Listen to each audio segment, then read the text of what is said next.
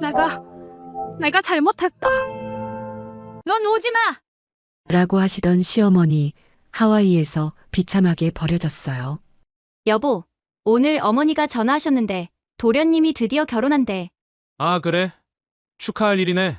그 말을 들었을 때 전 그저 시동생의 늦은 결혼을 진심으로 축하했어요. 30 중반이 넘어서야 겨우 신부감을 만났다고 했으니 시어머니가 얼마나 기뻐하실까 싶었죠. 제 얘기를 먼저 해야 할 것 같네요. 저는 두 아들을 키우며 대기업 생산직으로 일하는 평범한 40대 직장맘이에요. 남편도 일반 직장에 다니고 애들도 바르게 크고 있어서 남들이 보기엔 행복해 보이는 가정이라고들 하더라고요. 근데 이 평범한 행복을 만들기까지 정말 말도 못할 우여곡절이 있었어요. 제가 초등학교 5학년 때였어요. 학교를 마치고 집에 돌아왔는데 집안 곳곳에 빨간 딱지가 붙어 있더라고요. 미나야, 어쩌니?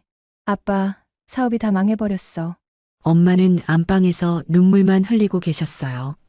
그때 TV 드라마에서나 보던 일이 우리 집에 실제로 일어날 거라곤 상상도 못했었죠.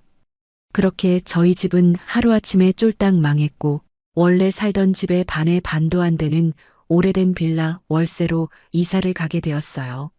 엄마는 낮엔 식당 설거지, 밤엔 공장 야간 작업에 투입됐고 아빠는 낮 직장에 다니시면서 야근까지 빠짐없이 하셨어요. 나는 절대 부모님처럼 살지 않겠어. 그런 생각은 아니었어요. 오히려 반대였죠. 나도 엄마 아빠처럼 강하게 살아야지. 그렇게 마음먹고 정말 악착같이 공부했어요. 대학 졸업하고 대기업 생산직에 취업했을 땐 엄마 아빠가 얼싸안고 우셨던 게 기억나요. 미나야, 우리 딸 정말 고생 많았다. 아니에요, 엄마. 제가 뭘 했다고요. 엄마 아빠가 더 고생 많으셨잖아요. 그렇게 저는 회사를 다니며 부모님께 용돈도 드리고 남동생 학비도 보태드리고 그렇게 살았어요. 그러다 30대 초반의 지인 소개로 지금의 남편을 만났죠. 남편은 참 따뜻한 사람이었어요. 다른 남자들은 제 연봉이나 직장에 관심이 더 많았는데 이 사람은 제게 뭐라도 하나 더 해주려고 하더라고요. 당신 오늘 회사에서 힘들었지? 내가 저녁 차려 놓을게. 그런 모습이 너무 좋았어요. 결혼하고 시댁에 처음 갔을 때 시아버지와 시어머니, 시동생, 시누이가 반갑게 맞아주셨어요. 중산층 평범한 집안이었고 저희 집과 크게 차이나지 않았죠. 시어머니는 특별히 잘해주시는 것도 아니었지만 그렇다고 심하게 시집살이를 시키시는 분도 아니었어요. 그냥 보통의 시어머니셨죠. 대신 시아버지는 참 좋으신 분이었어요. 며느리야, 맞벌이 하느라 고생이 많구나. 우리 아들놈이 며느리를 잘 챙기는지 모르겠구만. 늘 저를 안쓰러워하시고 챙겨주셨어요. 결혼하고 두 아들을 낳았고 복직해서 다시 일하며 그렇게 10년을 살았어요. 명절 때마다 시댁 가서 일 도와드리고 용돈도 꼬박꼬박 챙겨드리고 그렇게 무난하게 지냈어요. 그런데 그 평온이 깨지기 시작한 건 시동생이 결혼하면서부터였어요. 예비 동서를 처음 본 날 전속으로 살짝 놀랐어요. 와, 진짜 잘 빠졌네. 세련된 옷차림에 말쑥한 외모, 웃는 모습도 참 상냥해 보였어요.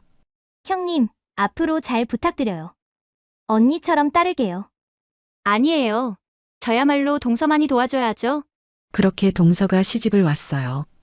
처음엔 정말 괜찮았어요. 동서도 착해 보였고 시어머니도 새 며느리가 예쁘다고 좋아하시고 뭐 그럴 수 있다고 생각했죠. 근데 뭔가 이상했어요. 동서가 올 때마다 시어머니 표정이 달라지는 게 느껴졌거든요. 어머니, 오늘 날씨 쌀쌀하시죠? 제가 백화점에서 좋은 무릎 담요 사왔어요. 어머, 우리 둘째 며느리 진짜 센스 있네. 이거 얼마 했어? 아이, 어머니, 금액이 어디 있어요? 어머니 건강이 제일 중요하죠. 그런 대화를 듣고 있으면 괜히 제가 뭔가 부족한 사람 같은 기분이 들더라고요. 나도 시어머니한테 잘하고 있는데. 아니야, 괜찮아. 나는 나대로 10년 넘게 잘해왔잖아. 그렇게 스스로를 다독였어요. 그런데 어느 날 시댁에 갔을 때였어요. 시어머니 외출복으로 등산복 하나를 사드렸거든요. 10만 원대 괜찮은 거였어요. 아울렛에서 고르고 골라서 산 거였죠. 그런데 동서가 그걸 보더니 비웃듯이 말하는 거예요. 어머, 형님 이거 어디서 사셨어요? 혹시 당근마켓에서 산 거 아니죠? 뭐? 동서, 무슨 말을 그렇게 해? 아, 아울렛이요? 그럼 거기서 세일 상품 산 거예요? 아니, 아무리 그래도 어머님 옷인데 좀 괜찮은 걸로 백화점 가서 사오시지. 그 순간 제 얼굴이 확 달아오르는 게 느껴졌어요. 시어머니는 동서 말에 고개를 끄덕이며 웃으시더라고요. 그래, 역시 우리 둘째가 눈이 좀 있지. 큰애는 빠듯하게 살아서 그런가. 그런 걸 잘 몰라. 그 말을 듣는 순간 가슴이 철렁 내려앉았어요. 10년 넘게 성심성의껏 시부모님 챙겼는데 나보고 빠듯하게 산다고? 참자, 일부러 그런 말은 아니실 거야. 그렇게 혼자 삭혔어요. 근데 그게 끝이 아니었어요. 명절이 다가왔을 때 동서가 제게 전화를 했어요. 형님, 이번에 어머님 용돈 얼마 드릴 거예요? 그래도 맞춰야 하지 않을까요? 아, 그래요. 전 30만 원 드리려고 하는데 그 정도면 괜찮을 것 같은데요. 그래요? 알겠어요. 형님은 30만 원 하신다는 거죠? 당연히 동서도 30만 원 넣을 줄 알았어요. 근데 시댁에 가서 봉투를 전달했을 때 제 눈을 의심했어요. 시어머니가 제 봉투는 열어보지도 않고 말씀하시더라고요. 큰애 넌 뭐 확인 안 해봐도 30만 원이겠지 뭐. 매년 똑같이 30만 원 아니니? 네. 올해도 30만 원 넣었어요. 그럼 우리 둘째는 얼마나 넣었나 볼까? 시어머니가 동서 봉투를 열어보시더니 눈이 휘둥그레지셨어요. 어머, 이게 뭐야?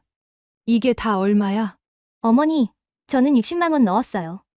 형님보다 딱 2배네요. 그 순간 제 머릿속이 하얘지는 것 같았어요.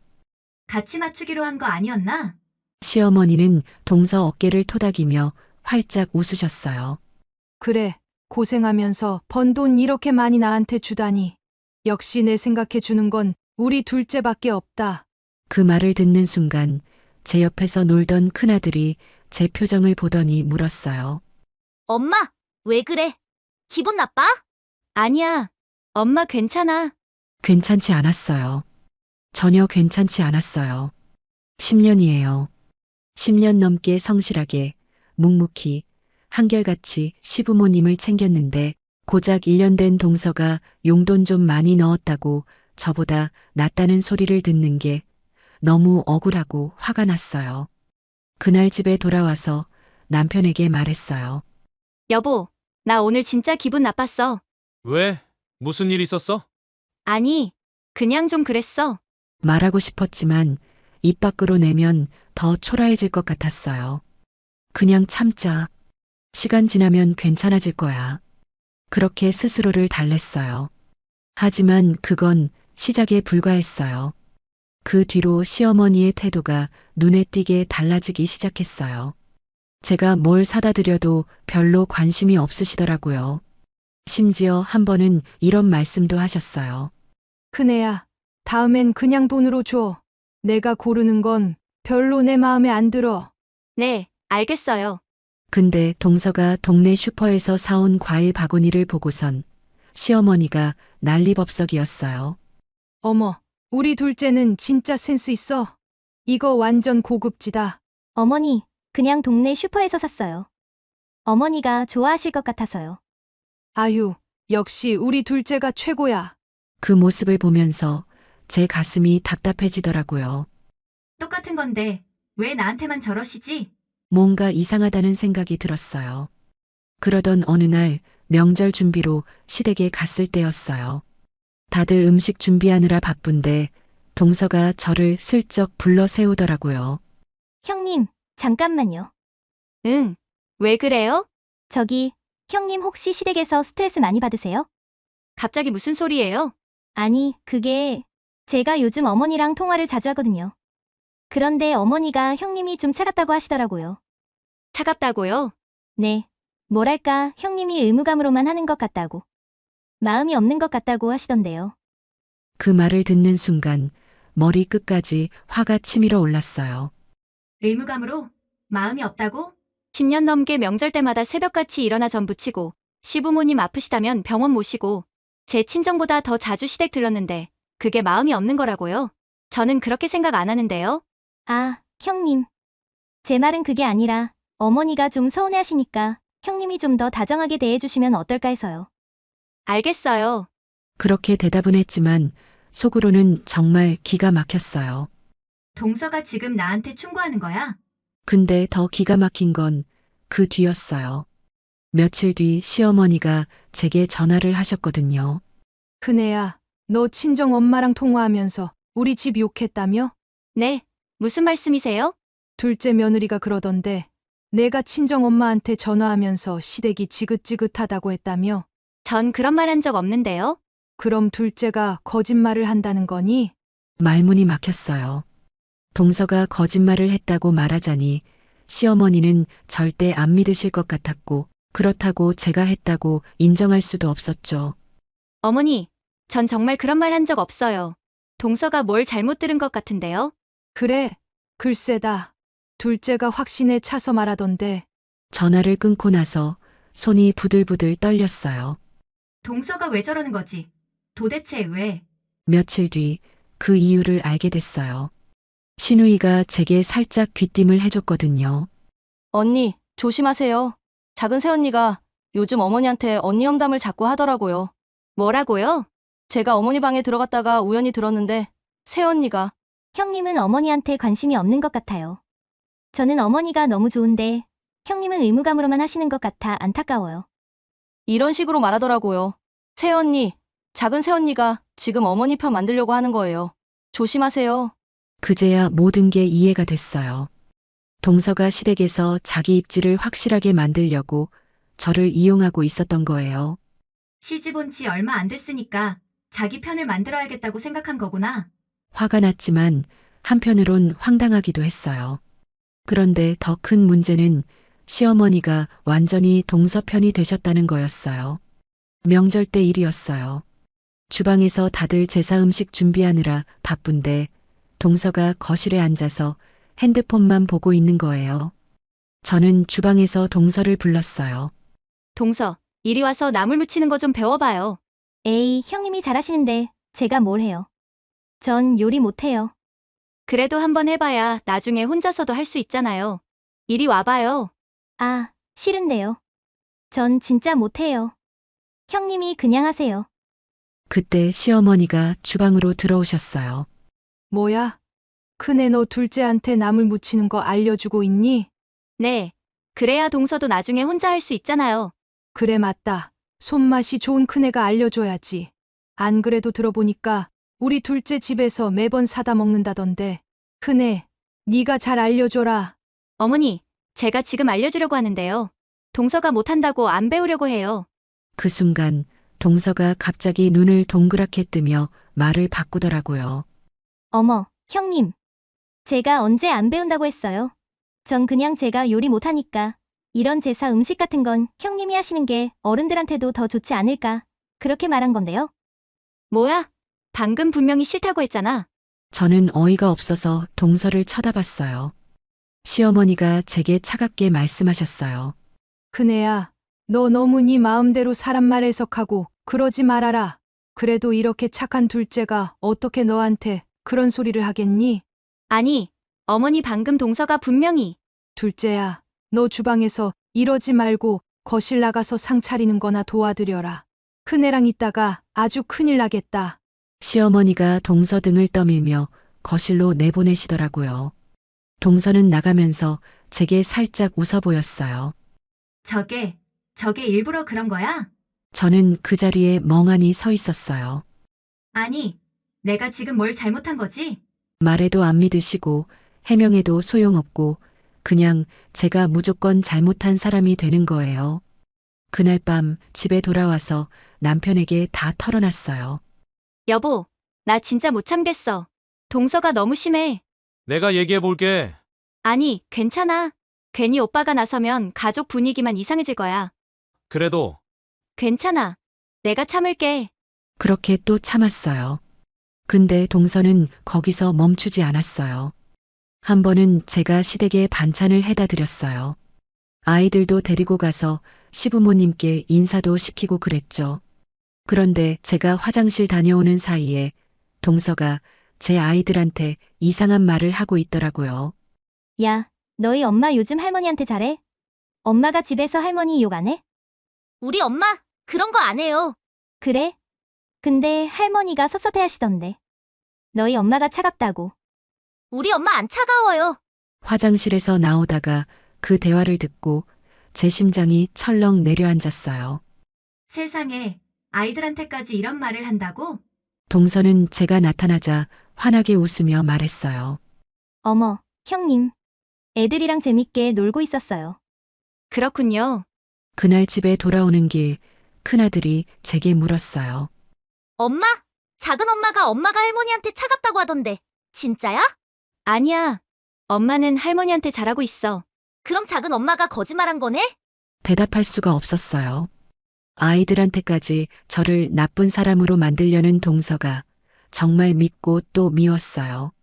그 뒤로도 이런 일들이 계속됐어요. 시어머니 생신 때는 동서가 미리 몰래 비싼 선물을 준비해 놓고선 제가 준비한 선물을 초라하게 만들었고요. 시댁 대청소할 땐 동서는 허리 아프다며 거의 아무것도 안 하면서 시어머니 앞에서만 열심히 하는 척 했어요. 그리고 시어머니는 점점 더 동서만 편애하셨죠. 큰애는 왜 둘째처럼 못하니? 그 말을 들을 때마다 가슴이 무너지는 것 같았어요. 10년이에요. 10년 넘게 성심껏 모셨는데 고작 1년 된 동서만 예뻐하시네요. 그래도 참았어요. 남편이 항상 제 편을 들어줬으니까요. 엄마, 이러시면 안 돼요. 아내가 얼마나 엄마를 잘 모시는데요. 재수 씨가 하는 것보다 훨씬 많이 하잖아요. 아이고, 네가 아내 편만 들어서야 되겠니? 엄마, 이건 편드는 게 아니라 사실을 말하는 거예요. 남편이 그렇게 말해줄 때마다 조금은 위안이 됐어요. 그래. 우리 남편은 나를 알아주잖아.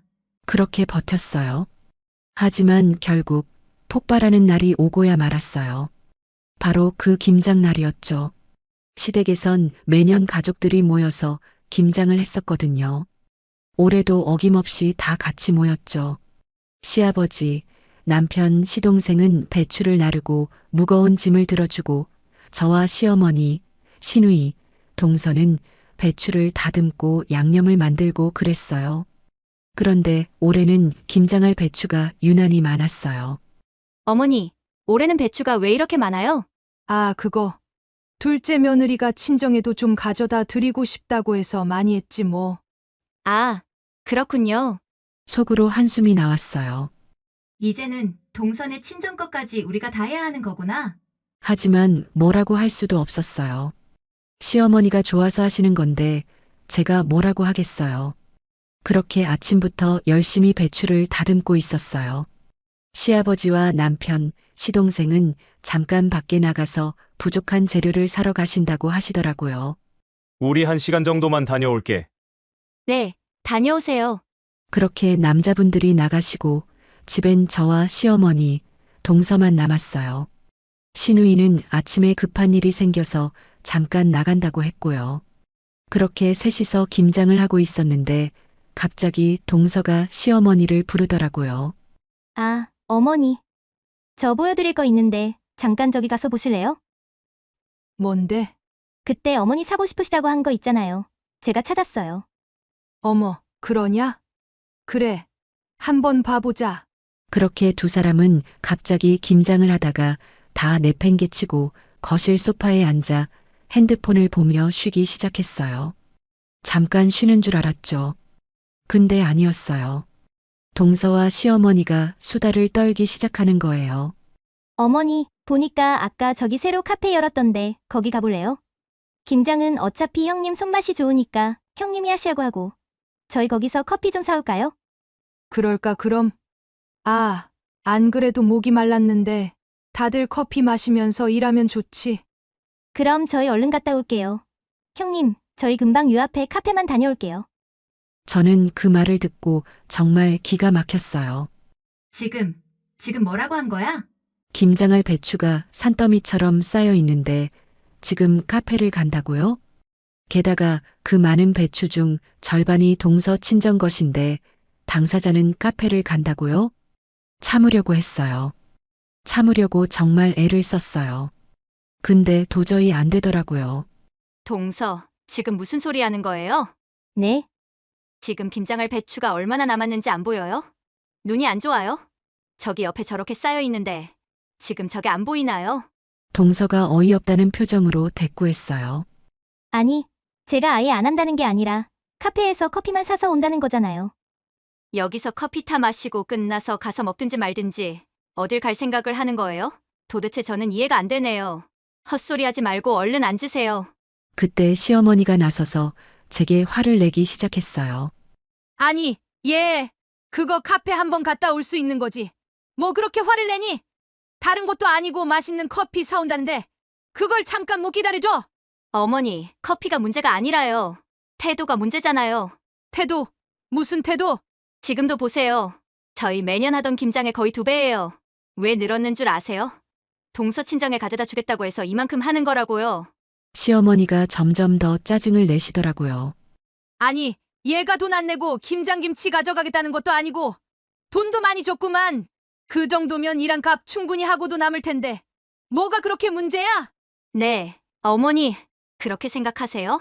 그럼 너도 쓸쓸하고 있으면 되잖아. 누가 너더러 이거 다 하래? 우리 갔다 와서 다 같이 하면 되잖아. 언제 오실 줄 알고요? 아까 못 들으셨어요? 서방님들 1시간 있다 온다고 했잖아요. 그럼 이건 누가 다 해요? 시어머니가 벌떡 일어나시더니 소리를 지르셨어요. 아유, 하기 싫으면 하지 마라. 하기 싫으면 하지 마. 아니, 돈 안 내고 김장김치 가져가겠다는 것도 아니고 돈도 많이 줬구만. 하여튼 그냥 뭐 하나 꼬투리 한번 잡으려고. 진짜 아유, 하지 마라. 하기 싫으면 하지 마. 그 순간 제 안에서 뭔가가 끊어지는 소리가 들렸어요. 아, 그래. 이제 모든 걸 그만하자. 더 이상 참을 수 없었어요. 전 그 자리에서 바로 고무장갑을 벗어 던져버렸어요. 손목에 끼던 고무장갑이 바닥에 떨어지는 소리가 유난히 크게 들렸어요. 시어머니가 황당한 표정으로 절 쳐다보시더라고요. 뭐야? 너 진짜 안 할 거야? 네, 됐고요. 전 못하겠습니다. 뭐? 그렇게 예쁜 동서 데려다가 김장을 하시든지 말든지 하시고요. 전 앞으로 못하겠으니까 저 부르지 마세요. 시어머니의 얼굴이 새빨개지더라고요. 너 이러는 거 가족들한테 얘기하면 난리 난다. 난리 나? 네, 됐고요. 큰 며느리를 이제 없다고 생각하시고 사시라고요. 전 가방을 들고 현관으로 향했어요. 뒤에서 시어머니가 뭐라고 소리를 지르셨지만 제 귀엔 하나도 들리지 않았어요. 야, 어디 가? 지금 어디 가는 거야? 그 길로 전 시댁을 나와버렸어요. 차에 타자마자 눈물이 왈칵 쏟아졌어요. 억울하고 분하고 화나고 그런 감정들이 한꺼번에 밀려오더라고요. 10년 넘게 참고 또 참았는데. 전 울면서 남편에게 전화를 걸었어요. 여보, 나 진짜 못 참겠어. 나 시댁 나왔어. 뭐? 무슨 일이야? 저는 울먹이며 상황을 다 설명했어요. 남편은 전화기 너머로 한숨을 쉬더니 조용히 말했어요. 여보, 당신 정말 잘했어. 진짜 잘 참았다. 나도 그 자리에 있었으면 똑같이 했을 거야. 남편의 그 말에 눈물이 더 났어요. 내가 지금 바로 들어갈게. 아버지한테도 말씀드릴게. 당신 집에 가서 쉬고 있어. 고마워. 정말 미안해. 미안할 거 하나도 없어. 당신이 뭘 잘못했어. 당신은 아무 잘못 없어. 전화를 끊고 저는 한참을 차 안에서 울었어요. 그렇게 집으로 돌아와서 정신없이 집안일을 했어요. 청소를 하고 빨래를 널고 그렇게 정신없이 움직이다 보니 조금은 마음이 진정되더라고요. 저녁 무렵 남편이 집에 돌아왔어요. 얼굴이 굳어 있었어요. 여보, 괜찮아? 응. 무슨 일 있었어? 아버지가 엄마한테 엄청 화내셨대. 나도 엄마한테 확실히 말씀드렸어. 뭐라고 했는데? 남편이 제 손을 꼭 잡으며 말했어요. 엄마한테. 엄마, 집사람한테 너무 심했어. 집사람이 우리 집을 위해서 얼마나 애썼는데 그걸 그렇게 무시하면 어떡해. 앞으로 집사람 볼 생각하지 마. 라고 했어. 그리고 아버지도 엄청 화나셨대. 내 칠순 앞두고 며느리를 그렇게 내쫓다니. 체면이 말이 아니네. 당장 사과하러 가. 라고 하셨대. 시아버지까지. 근데 엄마가 안 간다고 했대. 자존심 상해서 못 간다고. 그래서 아버지가 그럼 나도 칠순 여행 안 간다. 라고 하셨어. 남편의 말을 듣고 제 가슴이 먹먹해졌어요. 시아버지까지 이렇게 나서주시다니. 여보, 그리고 내 동생도 엄청 화났대. 작은 새언니가 너무 심하다고. 내 동생이 큰 새언니 안 가면 나도 안 가. 라고 했대. 다들 내 편을 들어주시는구나. 그렇지. 당신이 얼마나 잘했는데. 다들 알아. 엄마만 모르지. 그날 밤 저는 잠을 설쳤어요. 내가 너무 심하게 한 건 아닐까? 그래도 어른인데 내가 너무 버릇없게 군 건 아닐까? 그런 생각들이 머릿속을 맴돌았어요. 하지만 동시에 이런 생각도 들었어요. 아니야. 나는 잘못한 게 없어. 더 이상 참을 수 없었어. 다음 날 아침 시아버지에게서 전화가 왔어요. 며느리야, 미안하다. 내가 집안을 제대로 못 챙겼구나. 정말 미안하다. 아니에요, 아버님. 제가 어른한테 버릇없이 굴어서 죄송해요. 아니다. 너가 뭘 잘못했니? 나였어도 그렇게 했을 거다. 당분간 우리 집에 오지 마라. 내가 해결할 테니. 그렇게 전 시댁과의 연락을 완전히 끊어버렸어요. 명절에도 가지 않았고 시어머니와도 통화하지 않았어요. 시아버지에게만 따로 용돈을 챙겨드렸죠. 그렇게 시간이 흘러 시아버지 칠순이 다가왔어요. 그리고 그때 제 인생의 가장 큰 반전이 시작됐어요. 김장 사건 이후 한 달 정도가 흘렀을까요? 시아버지에게만 따로 용돈을 챙겨드렸고 남편을 통해서만 시댁 소식을 들었어요. 여보, 엄마가 많이 힘들어 하시는 것 같아. 그래, 아버지가 매일 엄마한테 큰며느리한테 가서 사과해라고 하시는데 엄마가 자존심 때문에 못 가시는 것 같아. 그렇구나. 사실 속으로는 조금 마음이 흔들렸어요. 시어머니가 힘들어 하신다니. 하지만 동시에 이런 생각도 들었어요. 나도 힘들었는데 10년 넘게 참았는데. 그렇게 시간이 흘러갔어요. 그러던 어느 날이었어요. 퇴근하고 집에 가는데 낯익은 뒷모습이 현관 앞에 서 있는 거예요. 가까이 다가가니 그 사람은 바로 시어머니였어요. 어머님. 아, 그래. 퇴근하니? 애들은? 아, 오늘 애 아빠가 데리고 놀러 갔는데. 근데 여긴 어쩐 일로 오셨어요? 시어머니는 제 눈을 제대로 마주치지 못하시더라고요. 손을 꼭 쥐고 계셨는데 떨리는 게 느껴졌어요. 그게 며느리야. 그러니까 그게 미안하다. 내가 진짜 미안해. 난 그냥 내 동서가 결혼한 지 얼마 되지도 않았고 그래서 혹여나 적응하기 힘들까봐 그런 거지. 다른 맘 없었다. 시어머니의 목소리가 떨렸어요. 내가 우리 집에 온 지 10년이 넘었잖니. 그래서 그런가 내가 편해서 그랬던 것 같다. 미안하다. 어머님. 내 동서가 또 얼마나 실감나게 말을 하던지. 내가 우리 집 지긋지긋해 한다고 친정엄마한테 전화할 때 욕한다고. 그게 다 거짓말인 걸 이제야 알았다. 시어머니가 고개를 푹 숙이시더라고요. 미안하다. 정말 미안해. 내 동서 꼬임에 넘어가서 그랬지. 다른 맘은 진짜 없었어. 그러니까 앞으로 그냥 전처럼 잘 지내면 안 되겠니? 시어머니 손에 비닐봉지가 하나 들려 있었어요. 이거. 너 좋아하는 떡볶이 좀 만들어 왔는데 이따 저녁 먹을 때 먹거라. 그럼 나 간다. 어머님, 잠깐만요.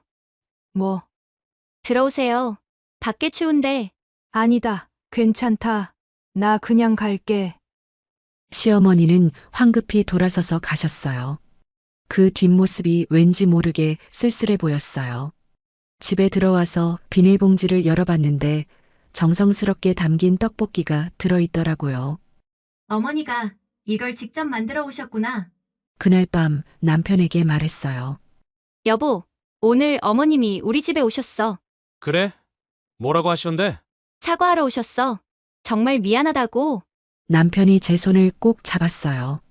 당신이 결정해. 당신이 용서하고 싶으면 하고 아직 마음이 안 풀리면 더 시간을 가져도 돼.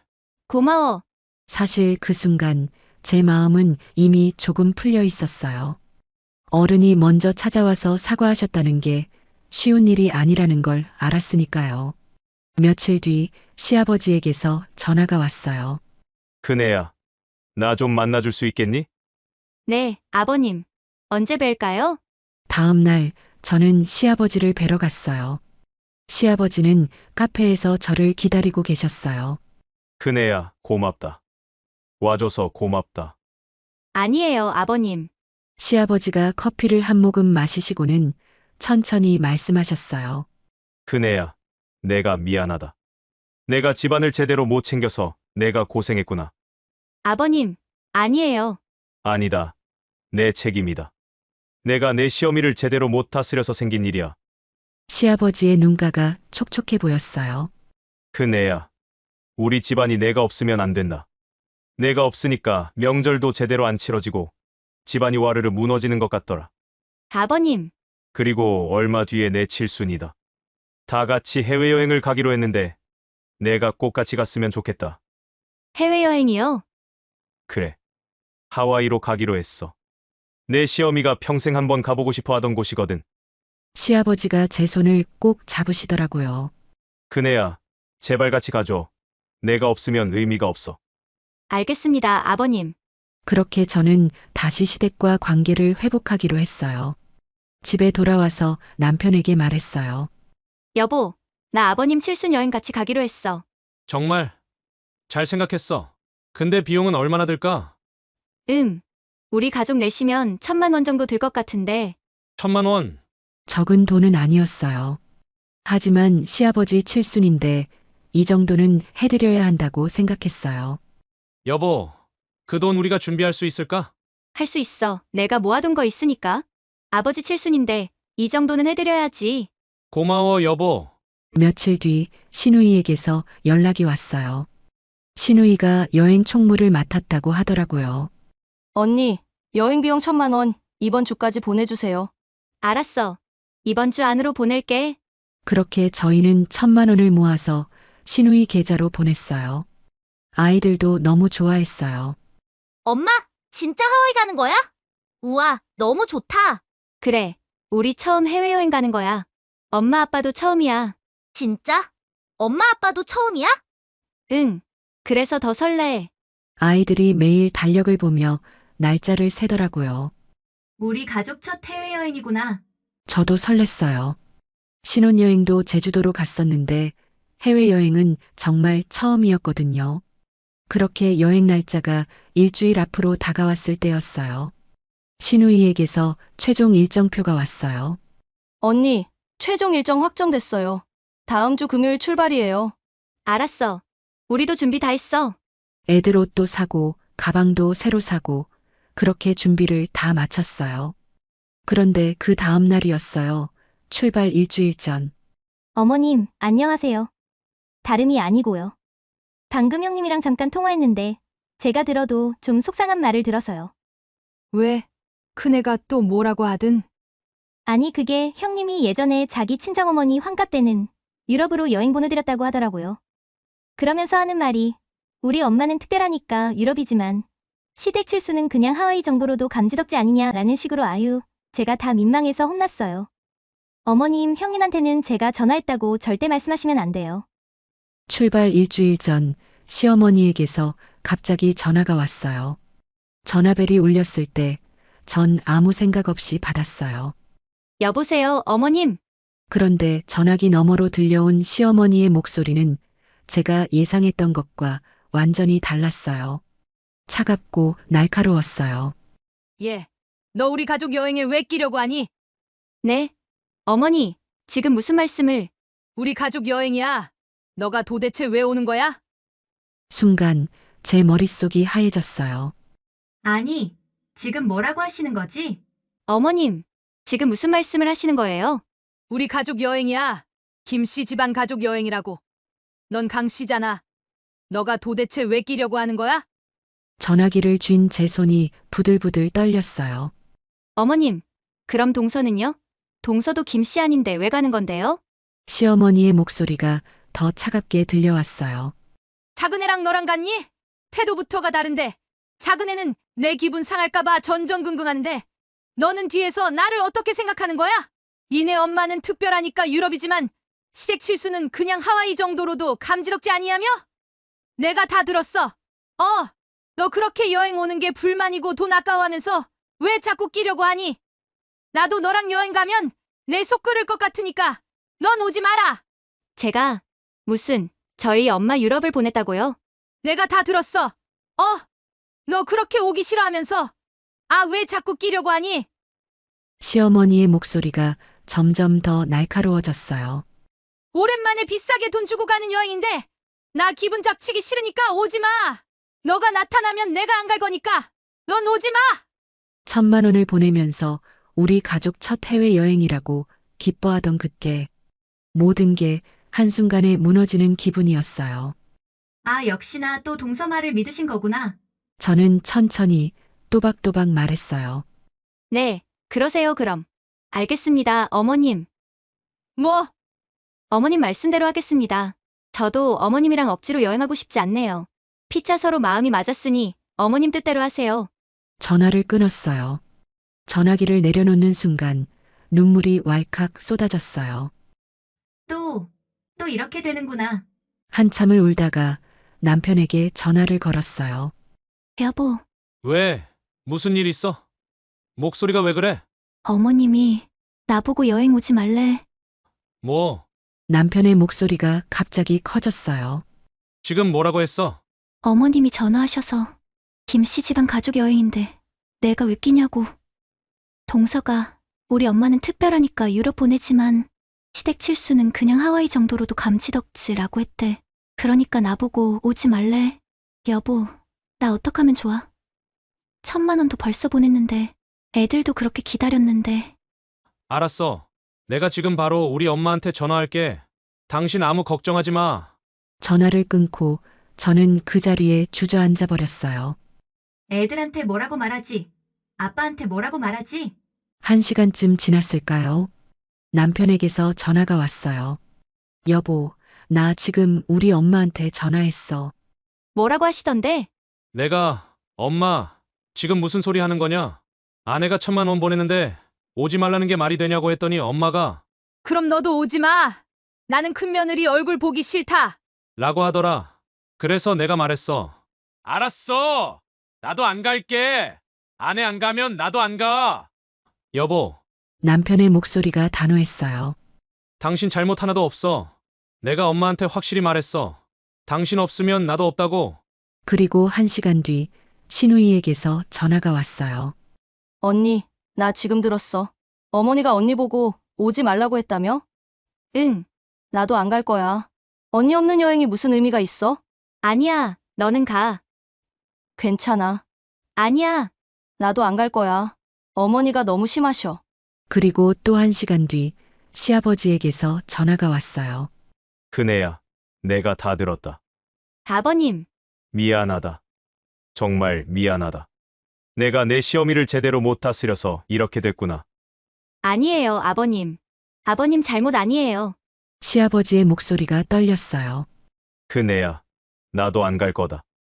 너가 없는데 내가 무슨 낯짝으로 칠순 여행을 가겠니? 아버님, 그러지 마세요. 아버님 칠순인데. 아니다. 나도 안 간다. 내 시어미가 이 꼴을 만들어 놨는데 내가 무슨 기념을 하겠니? 전화를 끊고 저는 멍하니 앉아 있었어요. 다들 나 때문에 안 가신다고 하시네. 저녁 무렵 남편이 집에 돌아왔어요. 남편의 얼굴이 굳어 있었어요. 여보, 지금 우리 집 난리 났어. 아버지가 엄마한테 당신이 이 꼴을 만들어 놨으니 나도 안 가. 라고 하셨대. 여동생도 안 간다고 하고 남동생도 안 간다고 하고 다들 취소한다고 난리야. 저는 아무 말도 할 수가 없었어요. 그때 큰아들이 학교에서 돌아왔어요. 엄마, 나왔어. 엄마, 하와이 가려면 며칠 남았어? 엄마, 왜 그래? 울었어? 아들이 제 얼굴을 보더니 깜짝 놀라며 물었어요. 아니야. 엄마 괜찮아. 엄마, 무슨 일 있어? 아빠도 표정이 안 좋은데. 남편이 아들을 안아주며 말했어요. 아들아, 미안한데 하와이 여행 못 갈 것 같아. 네? 왜요? 할머니가 엄마 보고 오지 말래. 큰아들의 얼굴이 확 굳더니 갑자기 소리를 질렀어요. 왜요? 왜 엄마는 오지 말래요? 엄마가 뭘 잘못했는데요? 아들아, 아빠, 우리 할머니가 또 엄마 괴롭히는 거예요? 저번에도 그랬잖아요. 그때 둘째 아들도 방에서 나왔어요. 뭐? 하와이 못 가? 왜? 할머니가 또 엄마한테 나쁘게 한 거야? 두 아들이 제게 달려와 안기더라고요. 엄마, 괜찮아? 엄마, 울지 마. 엄마 괜찮아? 엄마는 괜찮아. 근데 그때 남편이 갑자기 말했어요. 여보, 그만 울어. 당신이 왜 울어? 그 사람들이 당신한테 어떻게 했는데 여기서 우리가 여행까지 포기하면 진짜 지는 거야. 우리 절대 지지 말자. 애들 저렇게 목 빠지게 기다렸고 우리도 이 휴가 내려고 얼마나 애썼어. 이 모든 걸 왜 우리가 포기해? 그 1,000만 원은 그냥 날강도한테 떼었다고 생각하자. 아니, 오히려 더 잘 됐어. 눈치 볼 사람도 없겠다. 우리 내 식구끼리 보란 듯이 더 행복하고 더 재밌게 놀다 오는 거야. 가자, 하와이. 뭐라고? 어차피 휴가도 다 맞춰서 썼잖아. 우리 가족끼리 하와이 가자. 하지만 우리 엄마가 가지 말랬잖아? 좋아. 그럼 우리끼리 간다고 하자. 우리도 하와이 가는 거야. 남편의 눈빛이 단호했어요. 당신 해외여행 가고 싶었잖아. 애들도 그렇게 기다렸잖아. 우리 엄마 눈치 보면서 포기할 필요 없어. 우리끼리 가자. 정말 괜찮을까? 괜찮고 말고. 아니, 오히려 좋지. 우리 가족끼리만 편하게 놀 수 있잖아. 큰아들이 눈을 반짝이며 말했어요. 아빠, 진짜예요? 우리끼리만 가는 거예요? 응. 할머니 없이 우리만 가는 거야. 와, 좋다. 할머니 없으면 더 좋을 것 같은데? 둘째 아들도 박수를 쳤어요. 나도 좋아. 엄마, 할머니 없으면 엄마가 더 편할 것 같아. 아이들의 그 말에 저는 웃음이 나왔어요.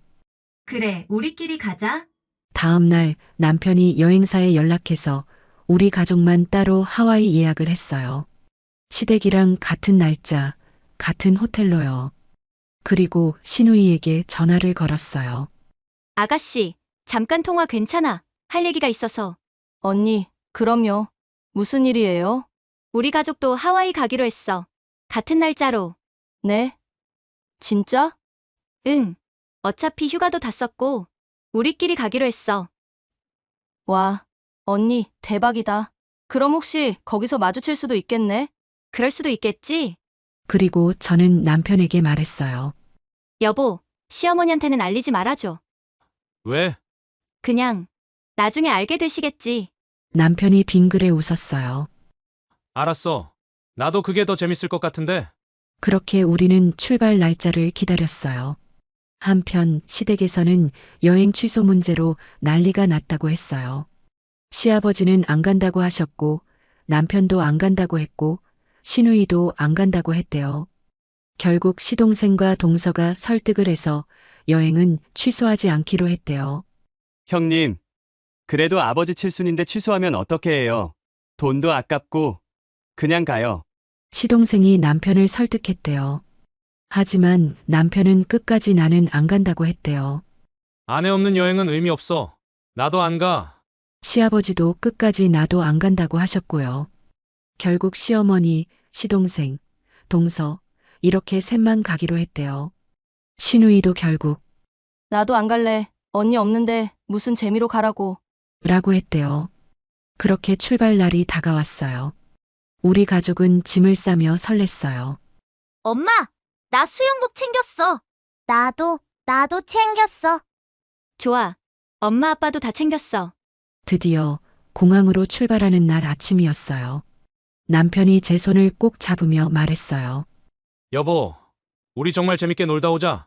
응, 알았어. 우리끼리 편하게 놀자. 그렇게 우리 가족은 하와이로 떠났어요.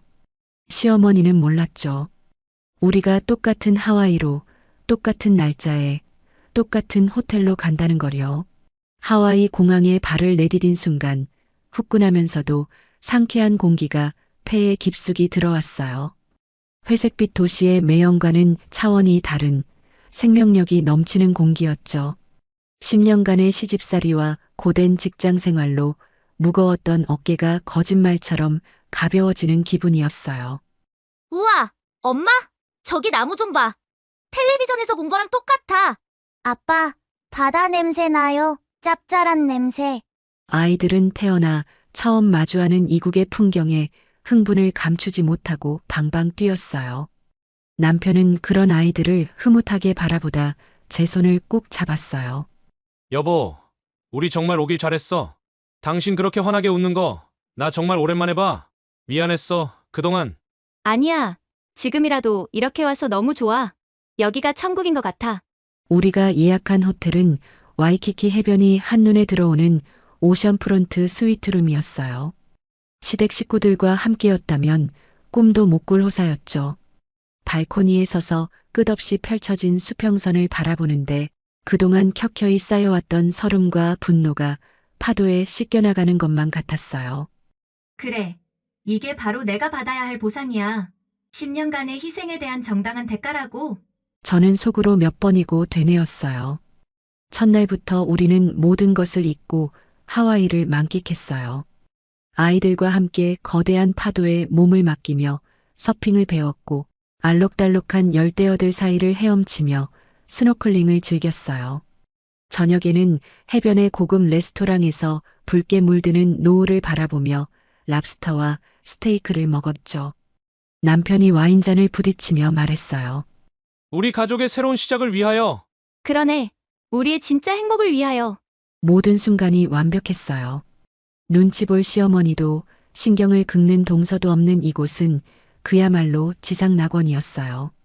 여행 셋째 날 오후였어요. 호텔 수영장에서 신나게 물놀이를 하던 큰아들이 제게 달려와 말했어요. 엄마, 우리 너무너무 행복해 보여요. 가족 사진 찍어서 할아버지랑 고모한테 자랑하고 싶어요. 할아버지랑 고모, 우리가 여행 취소한 줄 알고 걱정할 거 아니에요? 아이의 순수한 말에 저는 잠시 망설였어요.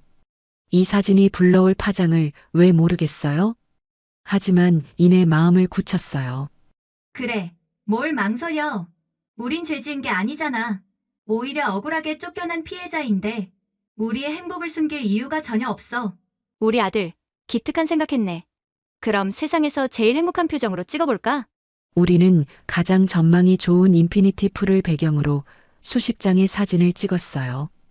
제 얼굴에는 10년 만에 처음으로 가식이나 의무감이 단 1%도 섞이지 않은 진짜 웃음이 피어났어요. 큰아들은 가장 잘 나온 사진 몇 장을 골라 신나게 가족단체 채팅방에 올렸어요. 할아버지, 할머니, 고모, 서프라이즈. 저희도 하와이 왔어요.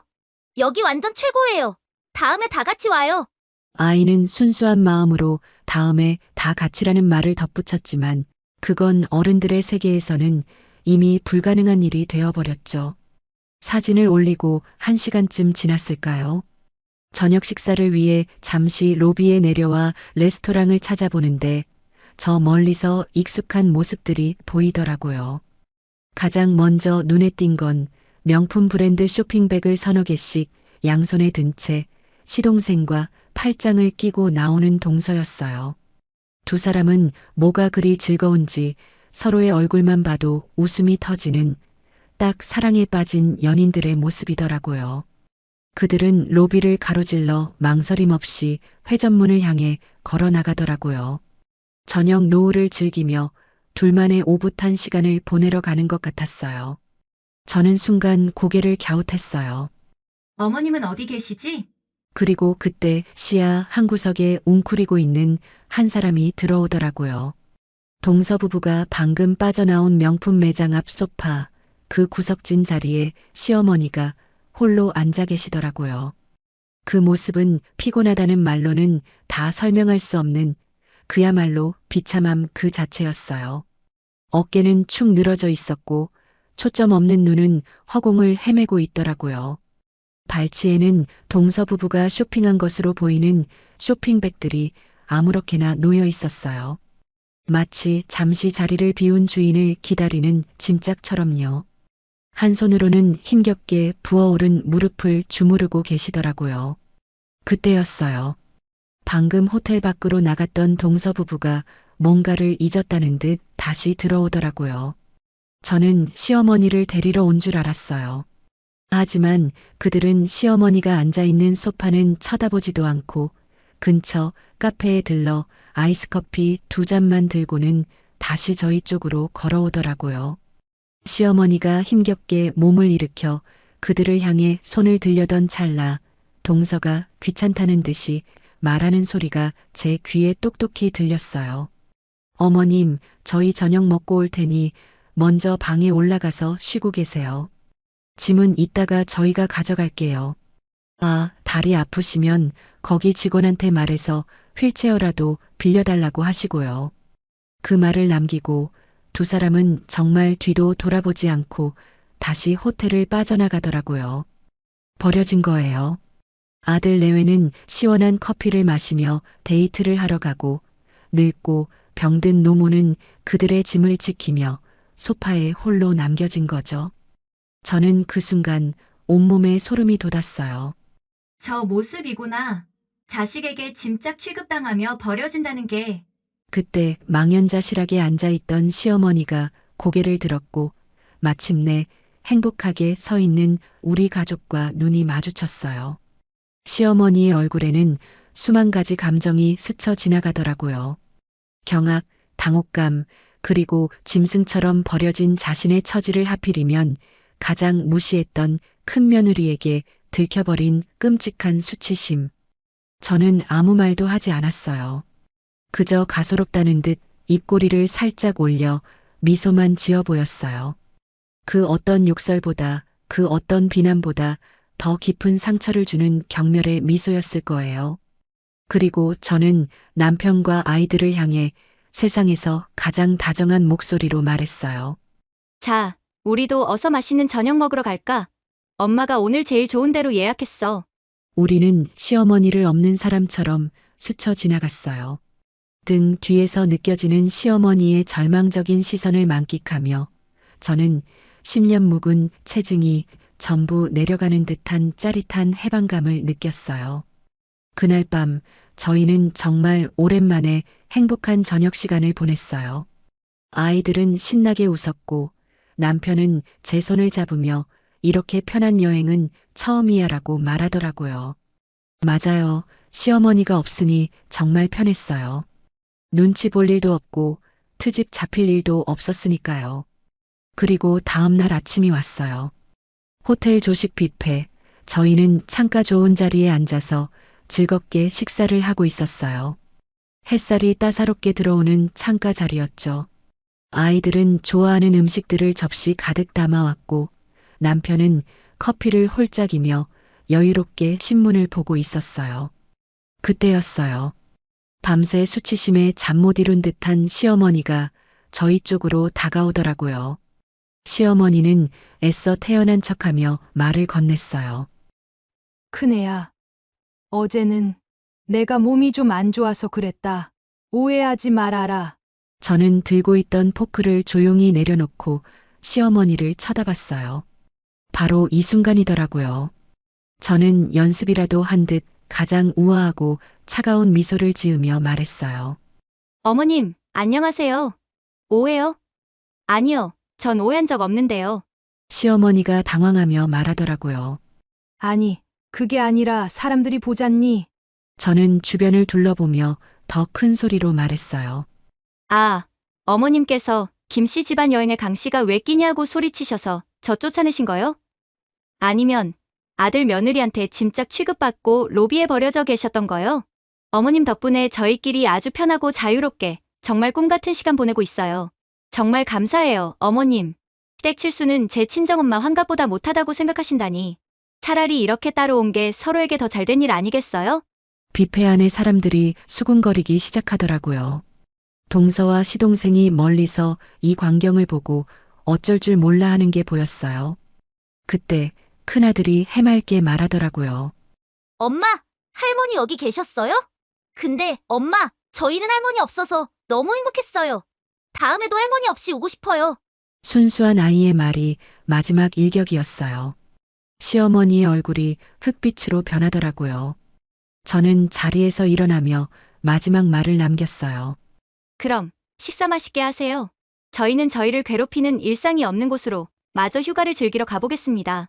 여행 일정을 마치고 한국으로 돌아오는 비행기 안, 제 마음은 놀랍도록 평온했어요. 옆자리에 앉은 남편은 속이 다 시원하다며 제 손을 꽉 잡아주었고 아이들은 하와이에서의 추억을 이야기하느라 여념이 없었죠. 하지만 저는 알았어요. 진짜 전쟁은 이제부터 시작이라는 것을요. 주말 저녁 예상대로 시아버지께서 온 가족을 호출하셨어요. 남편은 현관을 나서며 제 어깨를 두드렸어요. 당신은 아무 걱정 말고 아이들이랑 있어. 오늘은 내가 당신의 10년을 대신해서 싸우고 올게. 여동생한테도 미리 연락해서 똑바로 행동하라고 말해뒀어. 신우이와 미리 말을 맞춘 남편의 뒷모습은 그 어느 때보다 든든했어요. 남편이 현관문을 나서는 걸 보며 저는 속으로 생각했어요. 그래, 드디어 끝을 보는구나. 10년간 참았던 모든 게 오늘 폭발하겠지. 나중에 남편과 신우이에게 전해들은 그날 시댁의 풍경은 그야말로 한 편의 막장 드라마 클라이막스였어요.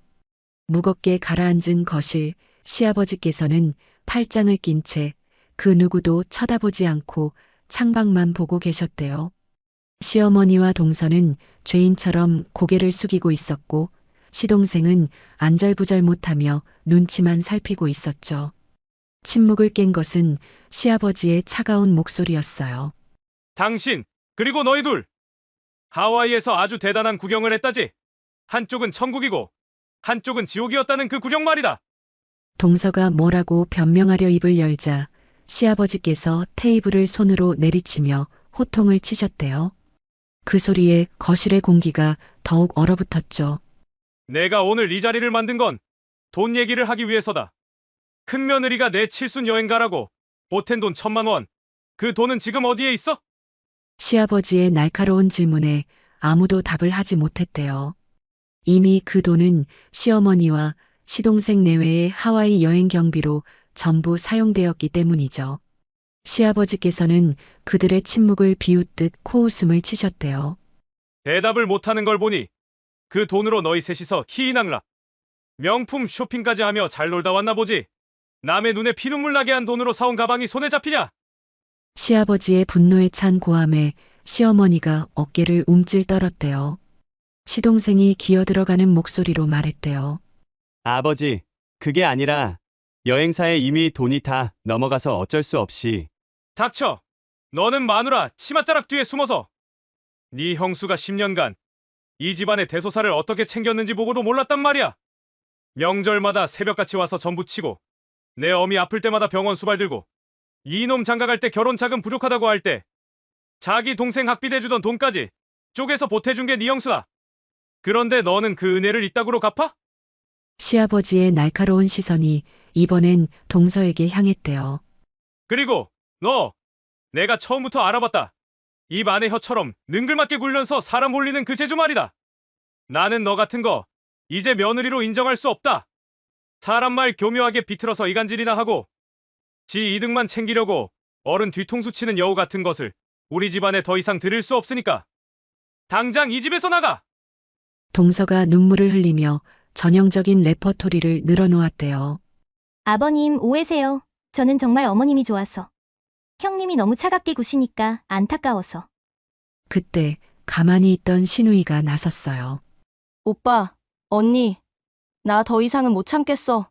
신우이가 핸드폰을 꺼내 들었어요. 아빠, 이거 좀 보세요. 작은 새언니가 하와이에서 저한테 카톡을 잘못 보냈어요. 친구한테 보낼 걸 제게 보낸 거죠. 바로 삭제하긴 했는데 저한테 이런 메시지가 와서 깜짝 놀랐어요. 우리 엄마를 짐이라고 하고 큰언니를 그렇게 욕하는 걸 보는 순간 손이 먼저 움직였어요. 너무 화가 나고 믿기지 않아서 증거를 남겨야겠다는 생각에 바로 캡처했어요. 그런데 1분도 안 돼서 작은 새언니가 삭제를 눌러서 메시지가 사라졌어요. 하지만 저는 그 전에 이미 읽고 캡처해뒀던 거죠. 신우이가 핸드폰 화면을 시아버지께 보여드렸대요. 화면에는 동서가 보낸 카톡 내용이 그대로 남아 있었어요. 영영아 크크크 하와이 왔는데 완전 피곤해 죽겠어. 시어머니가 허리 아프다고 징징대는데 호텔에 놔두고 올 걸 그랬나 봐. 진짜 집만 돼 유유. 아 그리고 큰형님? 돈도 없으면서 자존심만 세서 진짜 답답함. 촌스럽기까지 하고. 맨날 아울렛에서 산 옷 입고 다니던데 크크. 시아버지의 얼굴이 점점 더 굳어졌대요. 신우이가 계속 말했어요. 이게 작은 새언니의 진짜 모습이에요. 신우이의 폭로는 결정타였어요. 신우이가 한숨을 쉬며 계속 말했대요. 아, 그리고 작은 새언니 인스타에 자랑한다고 올린 그 명품 가방 사진. 저도 잘 봤어요. 그런데 사진이 너무 서명해서 한번 확대해봤는데 반짝이는 가방 버클에 비친 게 뭔지 아세요? 와이키키 해변 근처에 있는 야시장 간판이던데? 거기 정품 매장 없는 곳이잖아요. 어머니한테는 면세점에서 산 최고급 가방이라고 하셨다면서요? 거짓말도 참 정성껏 하시네요. 그 순간 동서의 얼굴이 새파래졌대요. 시동생마저 아내를 힐끗 쳐다보며 말했대요. 당신, 그것도 거짓말이었어? 동서는 입만 벙긋거릴 뿐 이제 더 이상 아무도 그녀를 믿지 않았어요. 모든 사실이 드러나자 동서는 그제야 시어머니에게 매달려 울부짖었대요. 어머님, 제가 잘못했어요. 한 번만 용서해주세요. 하지만 이미 마음이 돌아선 시어머니는 그녀를 차갑게 밀어냈대요. 모든 것을 지켜보던 시아버지께서는 마지막 통보를 하셨어요. 너희가 썼던 환불을 못 받았던 그건 내 알바 아니다. 그 1,000만 원 당장 큰애한테 돌려주고 2번 다시 내 앞에 나타나지 마라. 만약 어기면 내 친정까지 찾아가서 이 모든 사실을 알릴 테니까. 그리고 시아버지의 목소리는 한층 더 낮고 단호해졌대요. 그리고 당신도 마찬가지야. 당신이 직접 걸어서 큰며느리 집까지 찾아가. 그리고 무릎 꿇고 진심으로 용서를 빌어. 큰며느리가 당신을 용서하고 그 입으로 아버님, 이제 괜찮습니다라는 말을 내게 말하기 전까지는 나도 당신을 없는 사람 취급할 거야. 그리고 내 칠순잔치, 이런 콩가루 집안에서 할 잔치 따윈 없으니까 전부 취소해. 그날 시동생 부부는 시댁에서 완전히 쫓겨났대요. 한순간의 거짓말과 이기심이 한 가정을 어떻게 파괴하는지 모두가 똑똑히 목격한 밤이었어요. 시아버지의 불호령이 떨어진 지 사흘 뒤 초저녁에 초인종이 울렸어요. 인터폰 화면에는 며칠 사이에 반쪽이 된 시어머니가 고개를 푹 숙인 채 서 있었어요. 10년 넘게 당당하고 꼿꼿하기만 하던 그 모습은 온데간데 없었죠. 문을 열자마자 시어머니는 제 앞에 털썩 무릎을 꿇었어요. 며느라, 내가 죽일 년이다. 이 미련하고 못난 시어미를 제발 용서해다오. 시어머니는 어린아이처럼 엉엉 우셨어요. 그 모습에 당황한 것은 오히려 저였어요. 지난 10년간 상상조차 해본 적 없는 장면이었으니까요. 10년이에요. 10년을 기다렸어요. 이 순간을. 하지만 동시에 이런 생각도 들었어요. 그래도 이렇게 무너지신 모습을 보니 마음 한편이 아프네. 저는 시어머니를 부축해 집으로 모셨어요. 거실 소파에 앉아서도 시어머니는 한참을 흐느끼다 겨우 입을 여셨어요. 그녀의 사과는 단순한 미안하다는 말이 아니었어요. 자신의 잘못에 대한 처절한 고해성사였죠. 내가 눈이 멀었었다. 내 동서가 사오는 번지르르한 선물에 혀끝에서 놀아나는 아부의 눈이 멀어서 10년 넘게 묵묵히 내 옆을 지켜준 내 진심을 헌신짝처럼 버렸다. 내가 아울렛에서 고심해서 골라온 등산복을 타박하고 내가 정성껏 차린 생일상을 동서가 사온 케이크보다 못하게 여겼지. 내가 정말 미쳤었나 보다. 미안하다. 정말 미안하다. 시어머니의 진심 어린 사과에 제 마음속 단단히 얼어붙었던 응어리가 조금씩 녹아내리는 것이 느껴졌어요. 하지만 쉽게 용서할 수는 없었어요. 어머님, 저도 사람이기에 상처를 받았어요. 당근에서 샀냐는 동서의 비아냥에 웃으시던 어머님 표정. 넌 매번 30만 원이겠지라며. 제 봉투는 거들떠보지도 않으시던 그 순간들. 그 밤에 제가 얼마나 울었는지 어머님은 모르실 거예요. 제 말에 시어머니는 고개를 떨구며 눈물만 흘렸어요. 그래. 내 말이 맞다. 내가 벌을 받는 거다. 그리고 저는 솔직하게 말했어요. 어머님, 솔직히 말씀드릴게요. 아직도 제 마음 한편에는 분노가 남아있어요.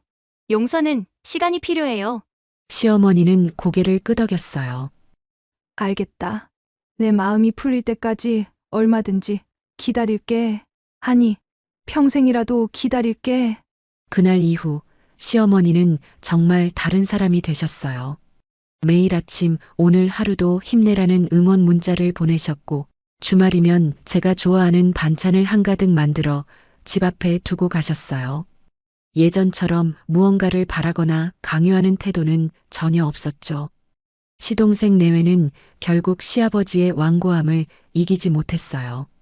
시아버지께서 매일같이 전화를 걸어 빚독촉하듯 닥달하셨고 결국 그들은 자신들의 돈으로 심지어 일부는 대출까지 받아 1,000만 원을 마련해 저희 통장으로 보내왔어요. 남의 돈으로 즐긴 여행의 대가를 톡톡히 치른 셈이죠. 그 돈이 입금된 날 남편은 통장 내역을 제게 보여주며 말했어요. 이건 당신 눈물값이야. 당신이 10년간 흘린 눈물에 대한 이자까지 합하면 턱없이 부족하지만 이걸로 당신 상처가 조금이라도 아물었으면 좋겠어. 그리고 시어머니의 변화를 지켜본 6개월 후 저는 드디어 마음을 열기로 했어요. 6개월이 지나고 시어머니의 매일 같은 정성을 보며 깨달았어요. 그래, 이제 놓아줘도 되겠다. 더 이상 분노에 매달려 있을 필요 없어. 시어머니께 전화를 걸었어요. 며느리냐? 어머님, 내일 시간 되세요? 저희 집에서 같이 저녁 먹어요. 그날 저녁 시어머니와 함께 식사를 하며 저는 말했어요. 어머님, 이제 괜찮아요. 시간이 좀 걸렸지만 저도 이제 마음이 많이 풀렸어요. 시어머니는 제 손을 꼭 잡으며 눈물을 흘렸어요. 고맙다. 정말 고맙다. 내가 평생 너를 잘 모실게. 그날 이후 저와 시어머니의 관계는 완전히 새로워졌어요. 시아버지의 칠수는 결국 한 달 뒤 조촐한 가족 식사로 대체되었어요. 식당에는 저희 가족과 시아버지, 시어머니, 시누이만 참석했죠. 시아버지께서는 식사 자리에서 저에게 봉투 하나를 건네주셨어요. 그네야, 이거 열어봐라. 봉투 안에는 현금 100만 원이 들어 있었어요.